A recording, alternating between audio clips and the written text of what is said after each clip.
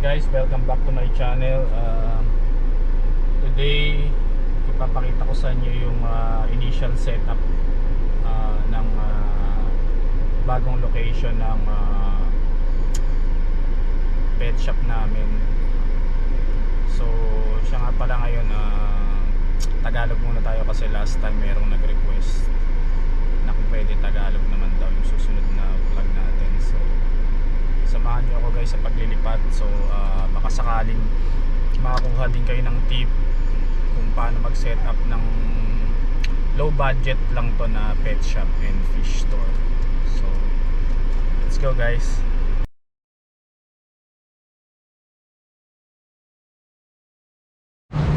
So ayun guys, nandito na tayo sa bagong location dito sa lilipatan natin ng pet shop. So actually katabi to dati ng store namin dati. So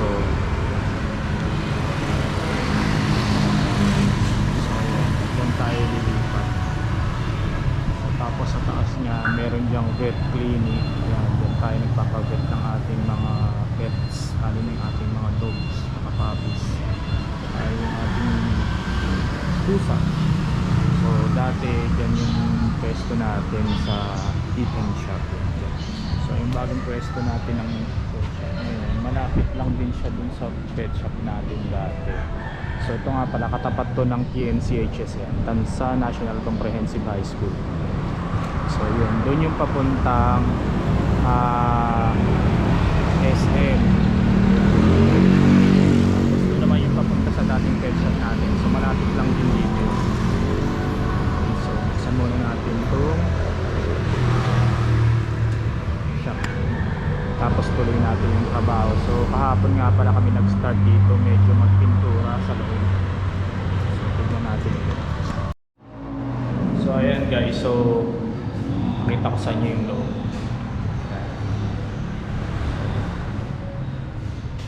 Mas maayos itong itong establishment na ito kaysa dun sa naalisan natin na pet shop. Mas maayos dito. Pero inaayos pa namin yung pintura niya pati dyan. Ayan. So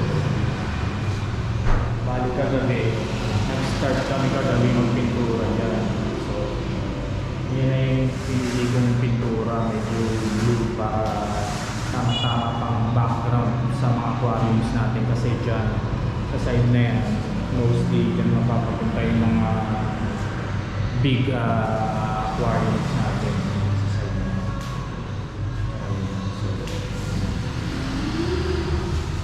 So medyo may mga repairs na gagawin dito. So kaya kung gusto nyo magkaroon ng idea guys, gusto nyo mag-start ng maliit na fish store or pet shop, ayan, so panoorin nyo itong video ko na to, subscribe kayo sa channel ko para makita nyo yung mga susunod pa na videos. Kasi itong unang video na i-upload ko, ito yung initial na magagawa pa lang namin dito sa ngayon dito sa lilipatan natin.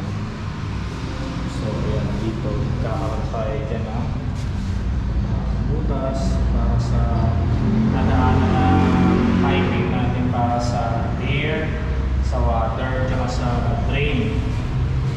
So yung papalala sa bala ko dito guys, gagawa ako ng automatic siphon system para dito sa mga tanks natin. So para mas madali yung pag sa siphon tsaka pag-water change.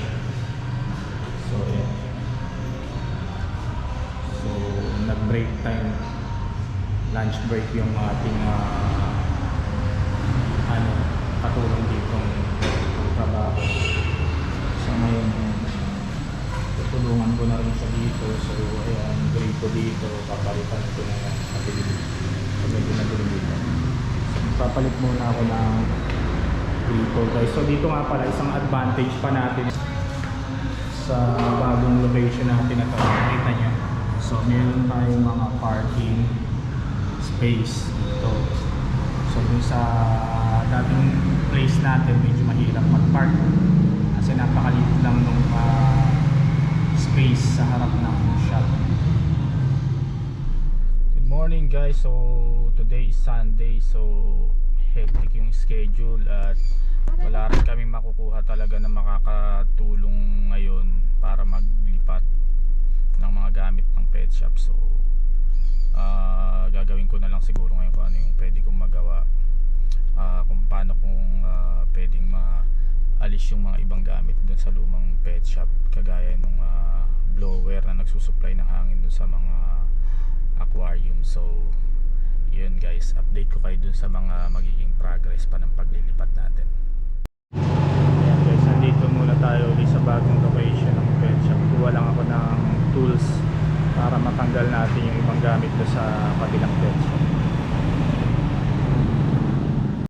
So yun guys, nakakuha na tayo ng mga tools na gagamitin natin. So punta naman ngayon tayo dun sa lumang shop para matanggal na natin yung mga, hopefully matanggal natin yung mga piping ng air tsaka yung blower.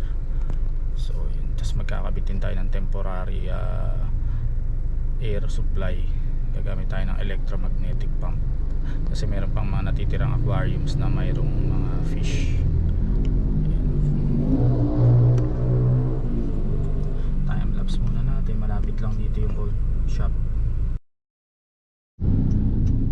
So ayan guys, nandito na tayo sa old pet shop. So natanggal na namin yung karamihan sa mga gamit, pati yung mga fish natin halos pinaubos din muna namin. So ayan guys, so halos wala nang laman yung mga aquariums natin. So ayan yung mga ililipat natin dun sa bagong pet shop. So yung stand na yan actually is hanggang tatlo ang pwedeng patong dyan na fish tank, pati dun sa taas pwede siyang patong.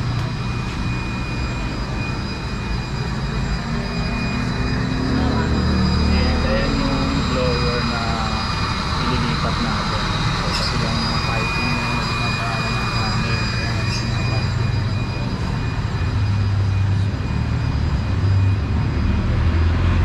So pwede pa natin magamit yung mga ibang piping na yan, so gagamitin natin doon sa bagong pet shop.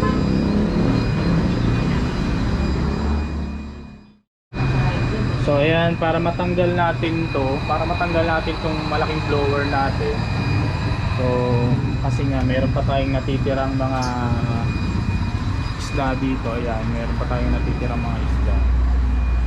So kailangan natin na mag-supply ng hangin pag tinanggal natin yung malaking blower. So kaya ito, gagamit muna tayo nitong electromagnetic pump. So ano to, 35 watts lang to, pero enough na to para maka-supply.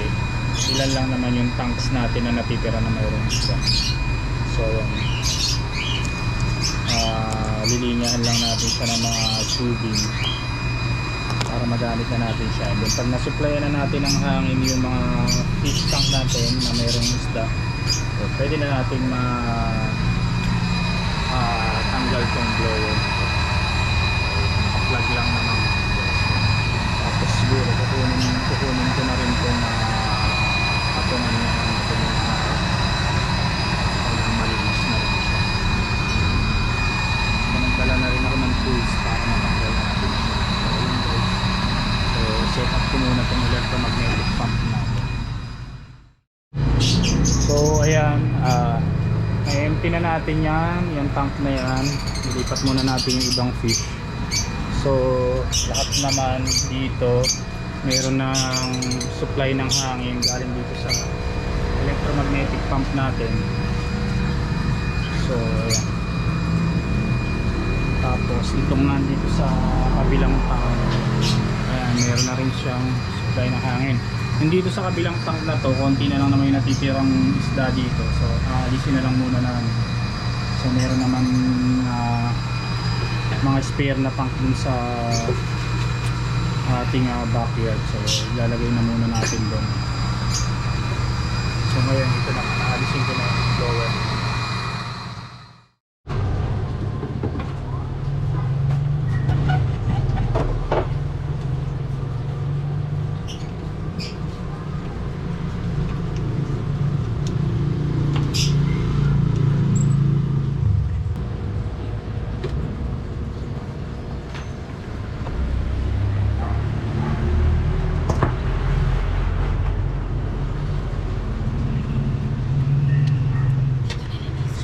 Siya at kailangan nating linisin so masyado malikot. So today is February 6, Monday guys. So far ito yung progress sa paglilipat natin sa bagong pet shop. So ayan na yung ibang stands natin. So meron na tayong tatlong stands para sa 75 gallon tanks, tapos ayan yung ibang 75 gallon tanks natin. Then yung ating display glass. So ayan, dito pwede tatlong 75 gallon dyan, isa dyan sa baba, dito at sa glass. So pero baka tigda dalawa muna ilalagay natin na tanks sa bawat truck. So dito, isa pa ditong stand. So bali apat yan, yung ganyang stand natin.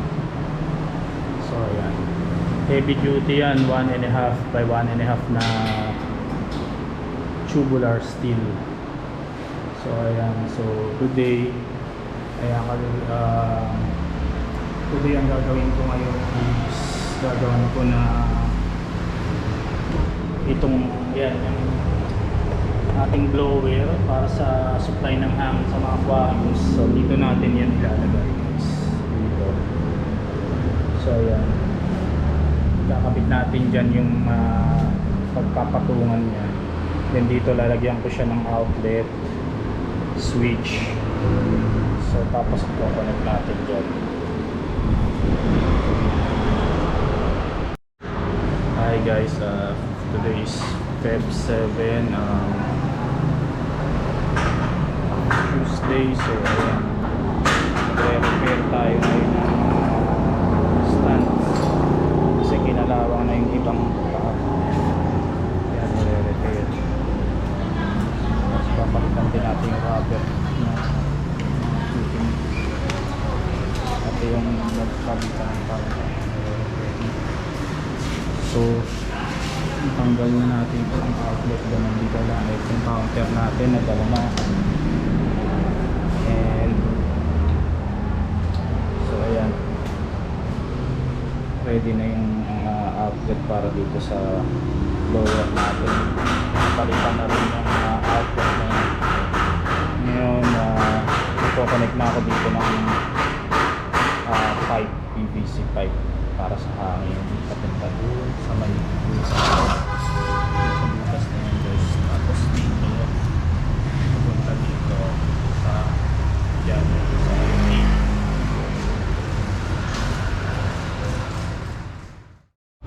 Okay, so ayan, nakabit na natin ang outlet power source para dito sa blower natin. Tapos ayan, meron na siyang piping. So yung may mga tape na yan, lalagyan natin yan ng mga clamp, and butas na yan, isisil natin yan pagtapos na lahat kasi meron pa dyang drain line at water line. So ayan, lalagyan natin ng clamp yan, may mga tape. So ayan, linya ng ating supply ng hangin para sa aquarium. So ayan, so ginamit na rin natin yung mga ibang lumang pipe. So ayan, ayan. So ayan ang piping natin para sa electrical. So, tapos yung dyan sa mid-poste na yun, so magkakaroon dyan ng elbow kasi lalagay natin yung idudugtong natin yung PVC pipe na yun pagka nakasandal na dyan yung stands ng aquariums natin.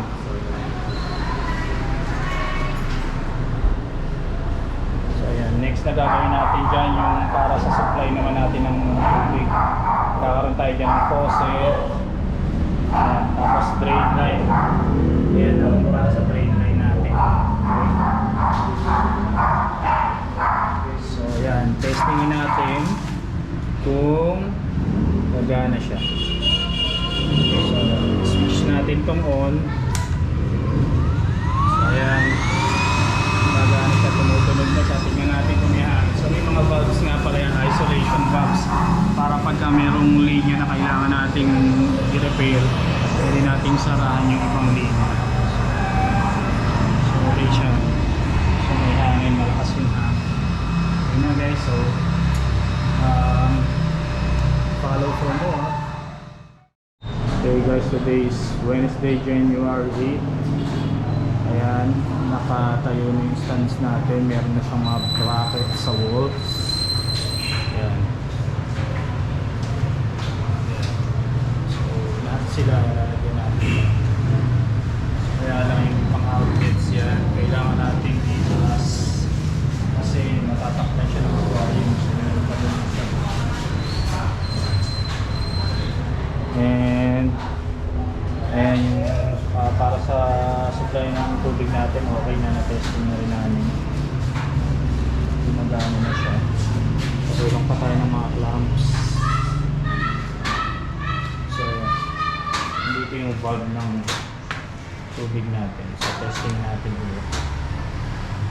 Isang ko lang ng konti yung valve.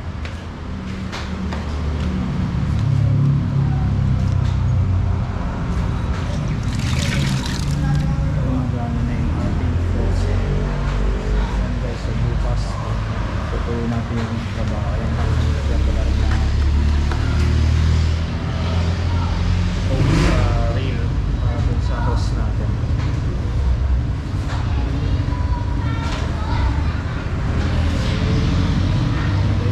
Tapos mayroon natin yung last connections yung PVC piping natin para sa supply na guys. Today is February 9, Thursday. So na-repair na yung sealant ng ibang aquariums. So yan, sinasalinan na natin ang tubig. So maraming watermarks kasi yung level ng tubig nakapabayaang mababa. Ganyan yan. So yun dapat na iiwasan. So dapat laging na-maintain yung level ng tubig sa isang spot lang para hindi nagkakaroon ng mga watermarks. So dito tatanggalin muna natin tubig kasi hindi na ilagay yung plywood sa ilalim nito. Yung plywood dun kakapit yung ilaw para dito sa tank nito. So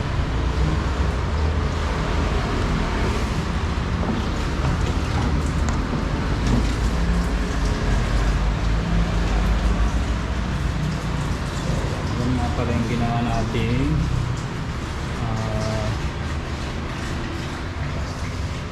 Sali ng tubig. So ayan ang faucet natin. So maganda itong nabili natin na connector guys. Free connector na to. So wala naman siyang leak.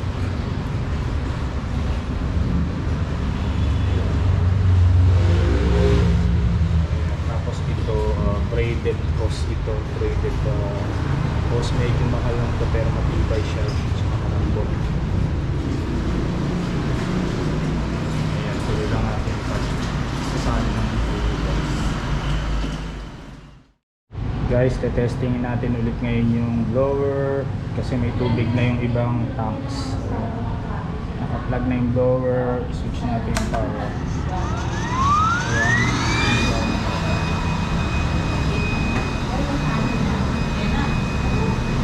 So yun, meron ng mga hangin sa mga aquarium. So i-adjust na lang yung mga controller.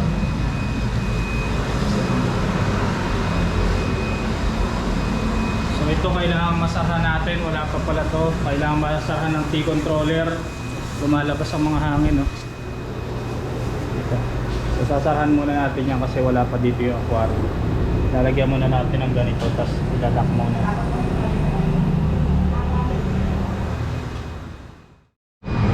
Okay. Today is Friday, February 10. So yeah, lagay na natin lahat yung stands natin ng aquarium. So yan. So pang triple ano yan, Triple stand yan, so pwede pa doon sa taas. So wala pa lang yung ating mga isda. So